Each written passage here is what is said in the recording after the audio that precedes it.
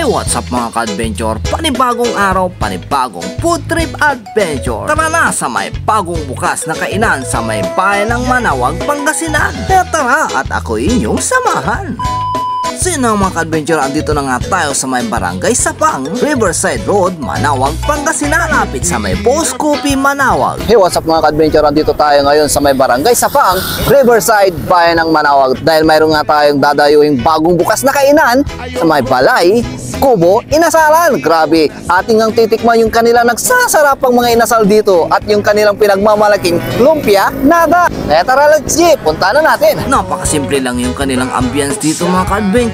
Napakatahimik, hindi overcrowded. At heto nga pala yung kanilang mga menu. Pakipost na lang yung video para makita nyo. Iba't ibang inihaw nga ang pwede nating mabili rito. Asahan nating laging bagong luto. At meron na nga tayong mga nadat ng mga customer dito. Ma'am, kumusta po yung ano nila dito? Lumpia nada. Masarap.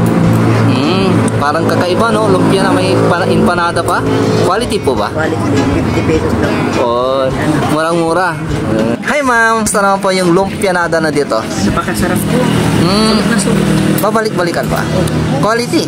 Masarap. Ay, thank you. Sino mga ka-adventure, piniprepared na ang ating mga in-order. Ito nga pala yung tinatawag nilang lumpia nada. Pagkatapos nga nilang nilagay yung mga secret ingredients, sa kanila ito ipiprito. Napakasarap daw ito mga ka-adventure, kaya excited na rin tayo at tikman ito. At pagkalipas nga ng ilang minuto, andito na ang ating mga in-order. Kaya kung naghahanap kayo ng bagong makakainan dito sa may bayan ng Manawag, itry nyo na rin dito sa may balay, kubo, inasalan. Malapit lang to sa may Boss Coffee, Manawag. Ito yung shortcut na daan kung ayaw mo nang matraffic sa may mismong bayan. Sino mga ka-adventure, andito na nga tayo sa may Riverside, Barangay Sapang, bayan ng Manawag, Pangasinan. Dahil nga may punta tayong titikman na bagong bukas na kainan dito sa may balay, kubo, chicken inasalan. Kaya tara, let's go, tikman na nga natin yung kanilang mga pinagmamalaking foods dito.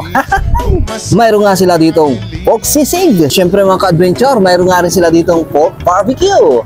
At heto nga mga ka-adventure, yung isa sa pinagmamalaki nila dito, yung tinatawag nila pecho, chicken inasal. Grabe, dito ka lang makakatikim ng bakulot chicken inasal. Heto mga ka-adventure, yung tinatawag nilang lumpia nada. Ay grabe, dito ka lang makakabili ng lumpia na empanada pa. Grabe, sa halagang 50 pesos makakatikim ka na nito. Grabe, ang laki. Kakaiba nga yung kanilang chicken inasal dito mga ka-adventure. Nga sa masarap na malasa, quality pa. Gawa at timplang bakulod inasal talaga. Mayroon nga rin sila ditong pork barbecue, pork yempo with only rice. At napakarami pang iba na siguradong inyong magugustuhan at maibigan. Grabe mga ka-adventure, napakasarap naman talaga yung kanilang foods dito. Lalong-lalo na yung kanilang bakulod chicken inasal. Ay grabe, quality. At sunod nga natin tikman mga ka-adventure, yung tinatawag nilang lumpia nada na sa halagang 50 pesos. Grabe, ang laki.